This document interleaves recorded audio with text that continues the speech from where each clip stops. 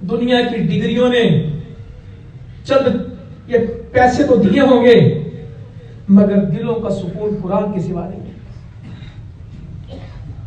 دلوں کا سکون قرآن کے سوا ہے نہیں. الا بذکر اللہ تطمئن القلوب، یہ اللہ کا فیصلہ ہے. جائیں جتنا مرضی پڑھیں، پی ایچ ڈی کریں، ڈبل پی ایچ ڈی کریں، کئی ایم فل کریں، دنیا کے اسکالر پروفیسر بنے، سکون کی نیند نہیں آ سکتی. سکون صرف انہی کو میسر ہے جن کے ہاتھوں میں قرآن ہے. گھروں میں اطمینان انہی کے پاس ہے جن گھروں میں نماز ہے. یہ کس طرح ہو سکتا ہے کہ کوئی اللہ کے دین کو چھوڑے اور اس کو اطمینان مل جائے؟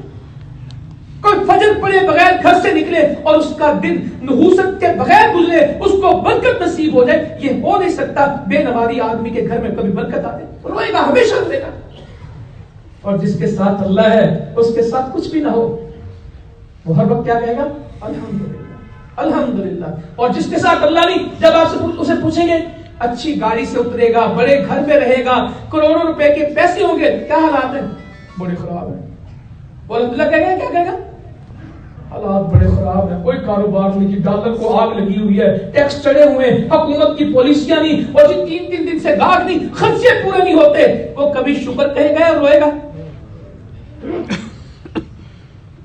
یہ اللہ کے ساتھ نہیں ہے. اور جو اللہ کے ساتھ نہیں، اللہ بھی اس کے فَاذْكُرُونِي أَذْكُرُكُمْ اصول بنا دیا ہے، تم مجھے یاد کرو گے.